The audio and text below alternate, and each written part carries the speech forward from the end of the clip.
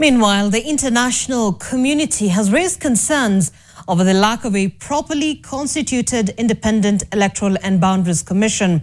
Ambassador of the European Union to Kenya, Henriette Geiger, says preparations for the next elections should have already started. The delay in the reconstitution of the electoral body also featured prominently when President William Ruto visited retired President Uhuru Kenyatta at his Ishaweri home. Both leaders have agreed on the need to have a functional commission in good time. NTV's Lois Wangoi has more. The delay in the reconstitution of the Independent Electoral and Boundaries Commission is not only a concern to Kenyans. The issue seems to have caught the eye of the international community, with the ambassador to the European Union, Henriette Geiger, sounding an alarm over the integrity of the next general election. Without IEBC, there can be no election.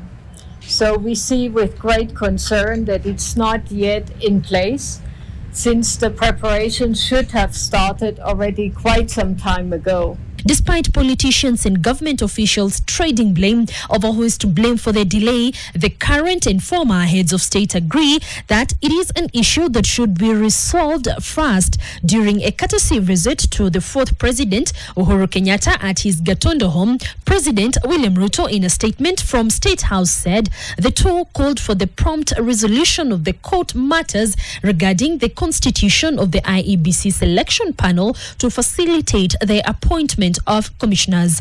A position also shared by former President Uhuru Kenyatta, whose statement read in part, further to entrench Kenya's democratic credentials, there is urgent need to reconstitute the IEBC in a similar transparent manner.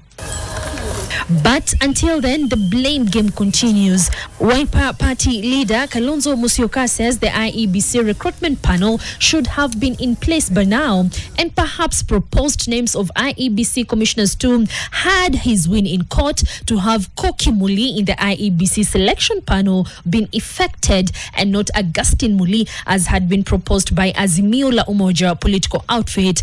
Kalonzo insists the government is to blame for the delay in reconstituting the IEBC. Let them withdraw the case that is, I said it, state-sponsored through a judge in Kiambu, because that was a tactic in order to delay.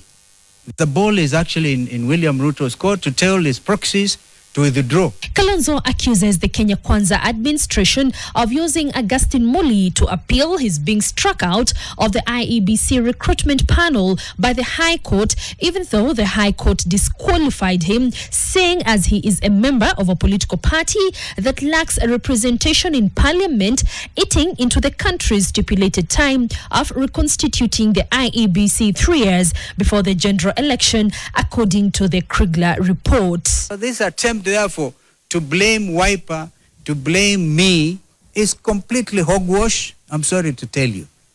It doesn't stand in the face of what is lawful, what the courts have done. However, government spokesperson Isaac Mwaura says those with litigations in court over matters IEBC are to blame and not President William Ruto's government, sentiments shared by Deputy President Kithure Kindiki. The parties that have taken this matter to court to try and reach an out-of-court settlement so that we can unblock that process.